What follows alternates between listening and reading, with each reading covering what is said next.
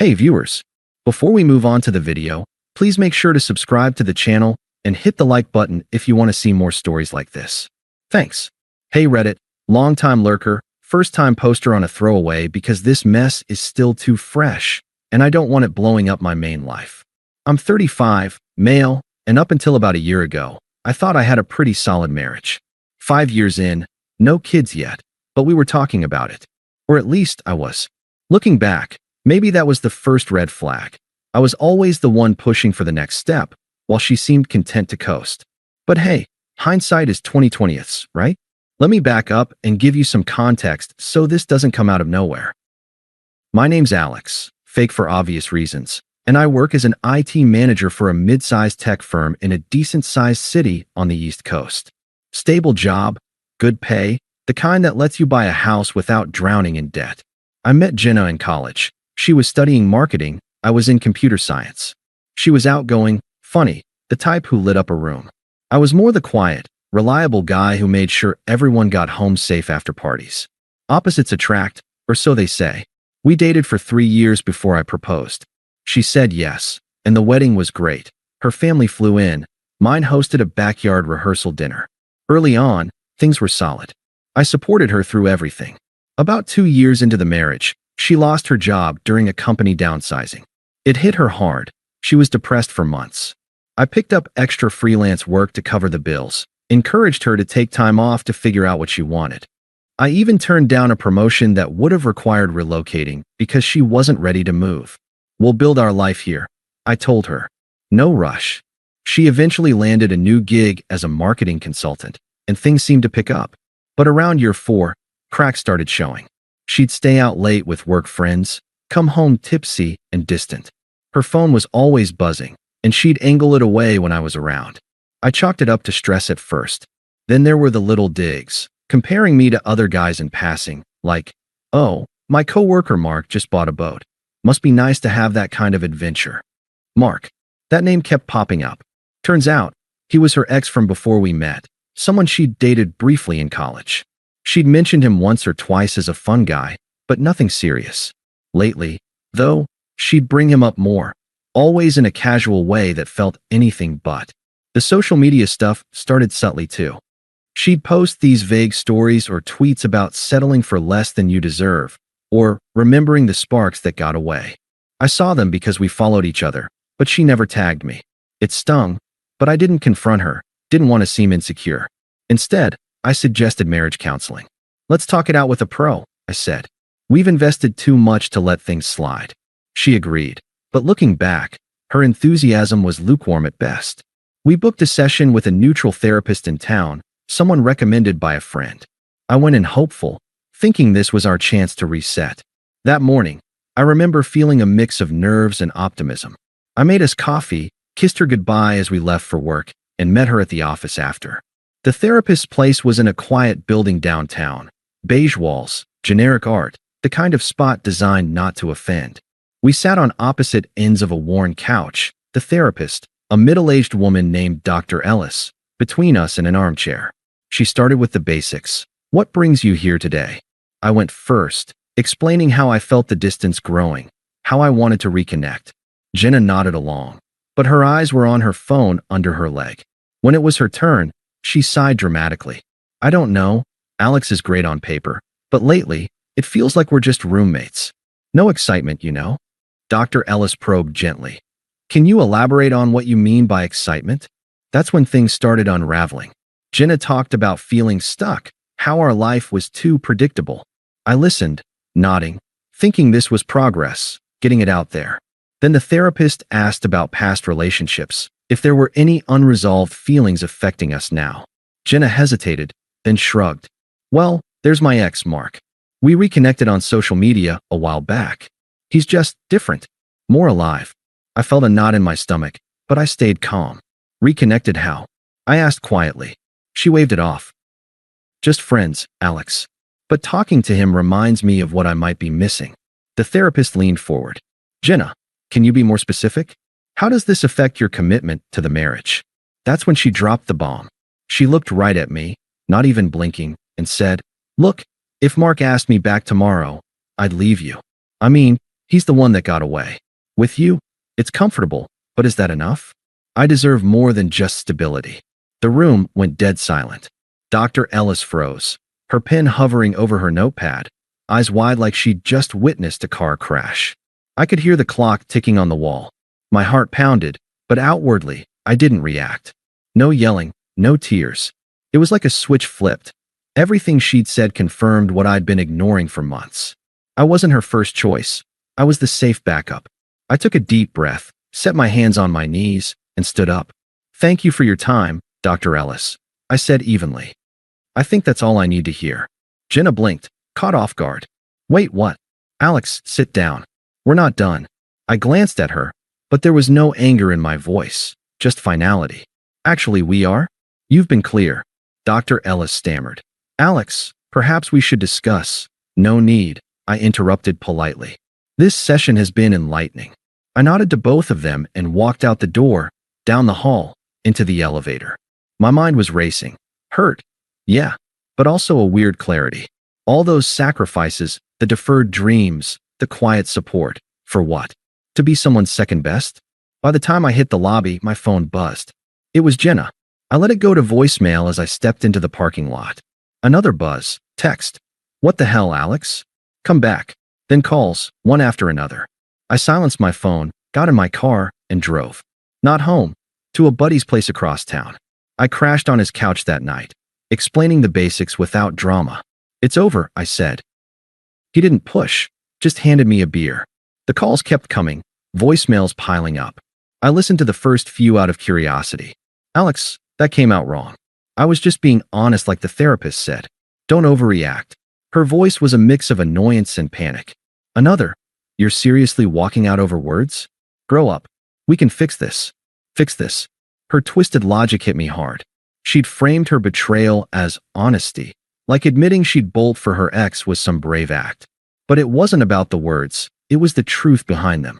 I'd been pouring into a marriage she saw as a placeholder. No more. That night, I started planning. I didn't beg or confront, I just detached. Blocked her temporarily to think, contacted a lawyer the next day for divorce papers. Moved my essentials to storage, left the house as is. She could have it for now, I wanted out clean. But the attempts didn't stop. Texts from burner apps.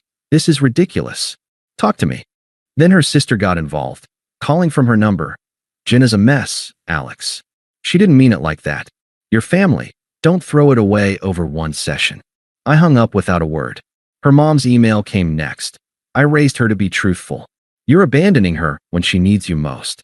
What kind of man does that? The hypocrisy burned. They'd always enabled her, spoiled her growing up, excused her flakes. Now they were guilting me? No thanks. Meanwhile, I focused on me. Hit the gym harder, took that promotion I'd passed on, relocated temporarily to the company's satellite office a few hours away. It was freeing. For the first time in years, I wasn't walking on eggshells. The next few months were a blur, but not in the dramatic, movie montage way. It was more like grinding through mud, slow, messy, and exhausting at first. I didn't spiral into some revenge plot or drown my sorrows at a bar.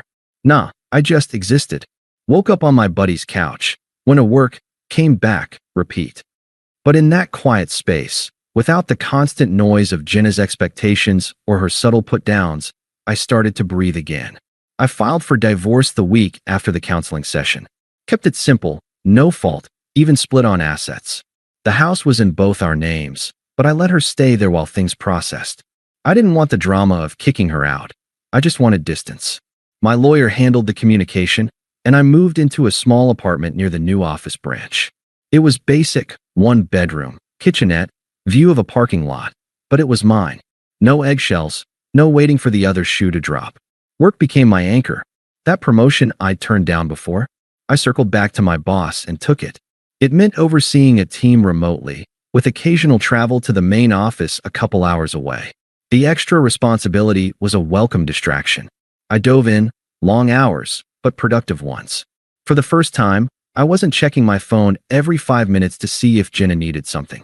Remember that freelance gig I'd done during her unemployment? I picked it up again on weekends, building a side hustle in cybersecurity consulting. It wasn't glamorous, but it padded my savings and gave me purpose. Physically, I changed too. I'd always been fit enough, but now I hit the gym like it was therapy. Early mornings, weights, cardio, whatever cleared my head. Lost 15 pounds, gained some muscle. It wasn't about looking good for revenge. It was about feeling strong again. Mentally, I started seeing a therapist solo. Not Dr. Ellis, someone new. We unpacked a lot. How I'd ignored red flags. How I'd made myself small to keep the peace. You were loyal to a fault, she said. But loyalty without reciprocity is just self-sacrifice. Flashbacks hit me randomly. Like the time, 3 years in, when Jenna's car broke down on a road trip. I drove 4 hours in the rain to pick her up, no questions asked. Or when she wanted that expensive marketing course to boost her career. I maxed a credit card to make it happen, even though it meant delaying my own certifications. You're my rock, she'd say back then. But rocks get eroded, I guess. Those memories stung, but they also fueled me. Why had I settled for being the backup? The confusion lingered, nights staring at the ceiling, wondering if I could have fixed it. But slowly it shifted. I wasn't confused anymore. I was clear. This wasn't my failure. It was her choice. Socially, things got interesting. Mutual friends reached out cautiously at first. Heard about the session, one said over coffee. That's rough, man. I didn't badmouth Jenna, just stated facts. Word spread, and sides formed quietly.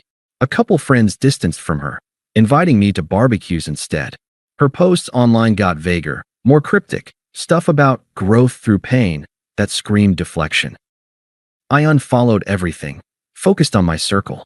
Started hiking on weekends, joined a local trivia league. Met people who didn't know our history, who saw me as Alex, not Jenna's husband. Dating crept in eventually. Nothing serious at first, a coffee here, a dinner there. It was weird, but liberating. No pressure to be the perfect provider. About 6 months post-session, I met Sarah at a work conference. She's an HR, sharp, kind, with a laugh that cuts through BS. We clicked over shared nerdy interests, sci-fi books, bad puns. It wasn't a rebound, it was real. She knew my story, didn't pry, just supported. For the first time, I felt like an equal, not a safety net. Through it all, I stayed detached from Jenna's orbit. Ignored the occasional email from her lawyer nitpicking details. Her attempts tapered off after the initial barrage, but I knew it wasn't over. The silence was too heavy, like a storm building. And yeah, I wondered about Mark. Had she really gone back to him? Rumors trickled in. Friends mentioned seeing them together at bars. But I didn't dig. That was her mess now. Mine was rebuilding, brick by brick. By month 8, I looked in the mirror and saw someone new, confident, unburdened. The hurt was there, a scar, but it didn't define me. I'd sat with the unfairness long enough. Now it was time to rise. That's when karma decided to show up, fashionably late, but with a vengeance. It wasn't some cosmic lightning bolt, just the natural fallout of bad choices unfolding in real time. I didn't seek it out. It found me through the grapevine, bits and pieces from mutual acquaintances who couldn't resist sharing. It started with Jenna moving in with Mark about a month after I left. From what I heard, it was all fireworks at first, romantic getaways, flashy dates. She posted about it indirectly, those new chapter vibes on social media. But cracks appeared fast. Mark, the exciting ex, turned out to be as flaky as advertised. Unstable job, some freelance gig that sounded more like a scam. Arguments escalated. Friends whispered about his temper. One night, it blew up publicly at a local bar. He yelled at her over nothing, smashed a glass. She downplayed it, but word spread.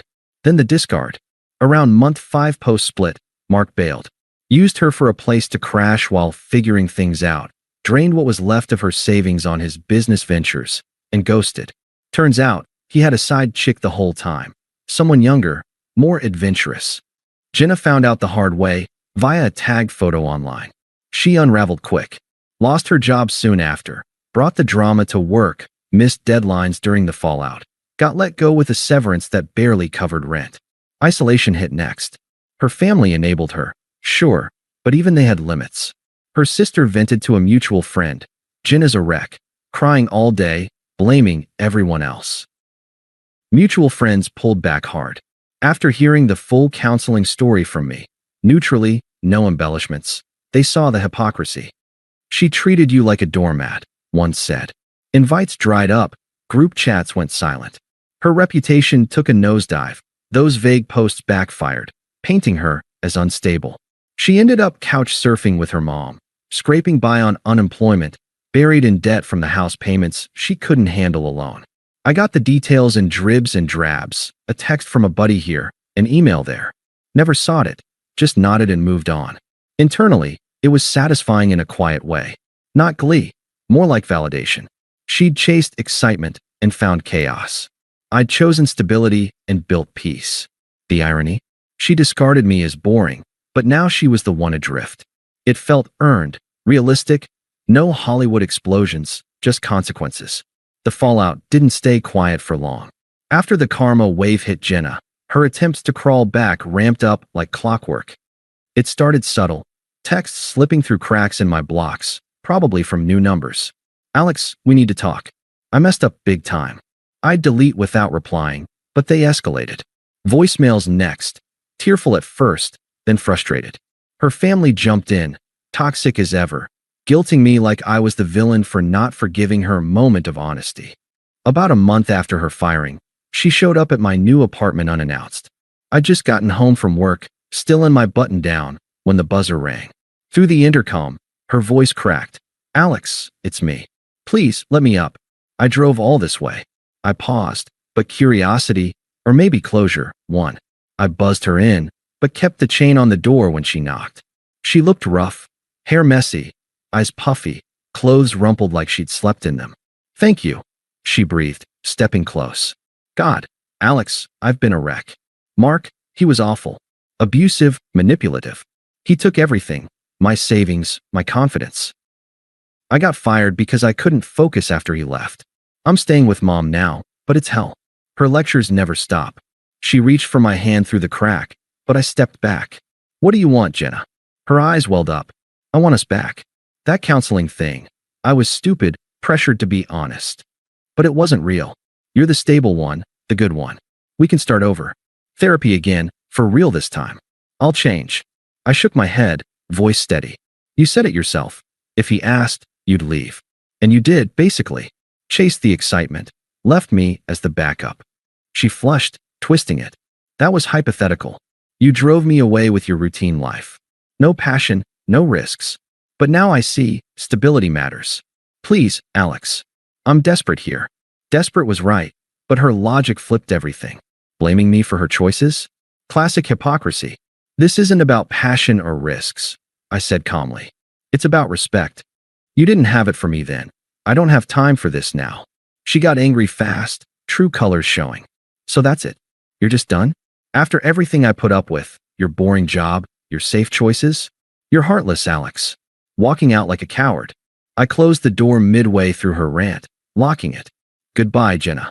Her pounding faded as I walked away. Blocked the number she used that day. But she didn't stop. Weeks later, the family barrage intensified.